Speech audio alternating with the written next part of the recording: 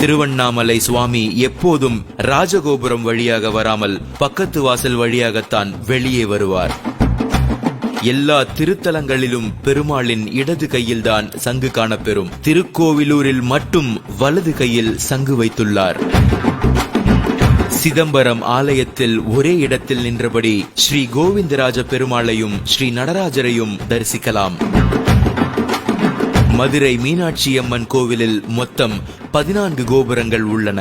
வேறு எந்த கோவிலிலும் இவ்வளவு அதிகமான கோபுரங்கள் இல்லை. கும்பகோணம் அருகே உள்ள திருநாகேஸ்வரம் உப்பிலியப்பன் கோவிலில் தயாராகும் எந்த நெய்வேத்திய பண்டங்களுக்கும் உப்பு சேர்ப்பதில்லை. ராமேஸ்வரம் ராமநாத சுவாமி கோவிலில் பெருமாள் கோவில்களில் கொடுப்பது போல தீர்த்தம் கொடுக்கிறார்கள். வேறு எந்த சிவன் கோவிலிலும் இது போன்ற தீர்த்தம் கொடுப்பது கிடையாது. ஆழ்வார்குறிச்சி நடராஜர் சிலை ஒரே கல்லினால் ஆனது. இந்த கற்சிலையை தட்டினால் வெங்கல ஓசை வரும். ரத்னகிரி மலையில் உள்ள முருகனுக்கு அபிஷேகம் செய்யும் பால் சிறிது நேரத்தில் தயிராக மாறும் அதிசயம் நடக்கிறது. மூலவரே வீதி வலம் வருவது சிதம்பரம் நடராஜர் மட்டுமே. குளித்தலை மணப்பாறை வழியில் ஐவர் மலை என்ற ரத்தினகிரி மலை உள்ளது.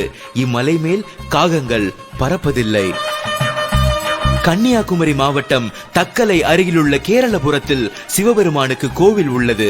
இங்கு அரச மரத்தடியில் நிறம் மாறும் அதிசய விநாயகர் இருக்கிறார். ஆவணி மாதத்திலிருந்து 6 மாதங்கள் வெள்ளை நிறமாகவும், மாசி மாதத்திலிருந்து 6 மாதங்கள் கருப்பு நிறமாகவும் மாறிவிடுகிறார்.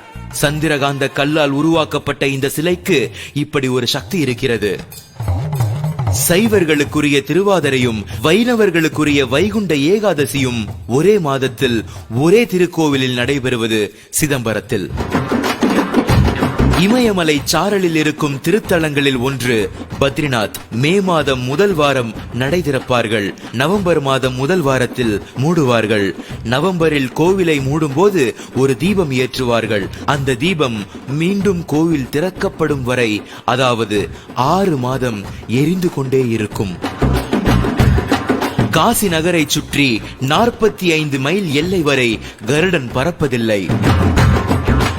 சமயபுரம் ஸ்ரீ மாரியம்மன் உட்கார்ந்த கோலத்தில் மிகப்பெரிய திருமேனி. இவ்வளவு பெரிய ரூபமுள்ள அம்பிகை வேறு எந்த கர்ப்ப கிரகத்திலும் இல்லை. இத்திருமேனி சிலை மூலிகைகளால் ஆக்கப்பட்டது. தேனி மாவட்டம் கம்பம் அருகிலுள்ள சுருளிமலை குகையில் விபூதி அள்ள அள்ள வந்து கொண்டே இருக்கும். இந்த குகைக்கு பெயர் திருநீர் குகை. சென்னிமலை முருகனுக்கு அபிஷேகம் செய்யும் தயிர் புளிப்பதில்லை. இவை அனைத்தையும் கேட்கும் பொழுது வெறும் ஆன்மீகம் மட்டுமல்ல, இதற்குள் அறிவியலும் புதைந்து கிடக்கிறது என்பதை நம்மால் உணர முடிகிறது. வாழ்க முன்னோர்கள், வளர்க நம் வாழ்வியல்.